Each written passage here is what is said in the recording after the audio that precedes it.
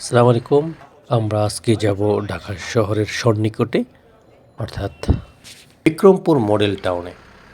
তো আমরা সকাল সকাল রওনা হয়ে গেলাম বিক্রমপুর মডেল টাউনে এবং হাইওয়ে ঢাকা মাওয়া হাইওয়ে এক্সপ্রেস হয়ে পার হয়ে নিমতলী বাজারের পাশে কিন্তু আমাদের বিক্রমপুর মডেল টাউন। দেখুন ব্যাপক হারে কাজ চলতেছে, দিন রাত 24 ঘন্টা কাজ চলতেছে।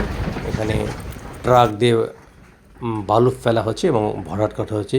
যদিও জমিটা প্রাকৃতিকভাবে উঁচু, কিন্তু এরপরেও কিছুটা মাটি বা বালি দিয়ে আরেকটু উঁচু করা হয়। রোড লেভেল থেকে আরও 2 থেকে 4 ফিট উঁচা করা হবে।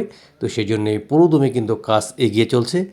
আমরা সারাদিন আজকে এখানে ঘুরবো। মার্কেটিং অর্থাৎ কেডি গ্রুপের সকলে এখানে উপস্থিত রয়েছেন আমাদের ম্যানেজমেন্টের যারা রয়েছেন তারাও কিন্তু এখানে রয়েছেন। হাসিব স্যারকে দেখতে পাচ্ছেন। তো তিনি মার্কেটিং ট্রেনকে ব্রিফ করছেন প্রজেক্ট সম্পর্কে, ভবিষ্যৎ করণীয় কী বা কীভাবে প্রজেক্ট ডেভেলপমেন্ট হচ্ছে এই সম্পর্কে কিন্তু তিনি আলোচনা করছেন। এবং পাশাপাশি আমরা বিভিন্ন দেখতে পাচ্ছেন এমডি স্যার আস্তে আস্তে প্রজেক্টের ভিতরে সাইট অফিসেই তিনি একটু কথা বলছেন হাই অথরিটির সাথে।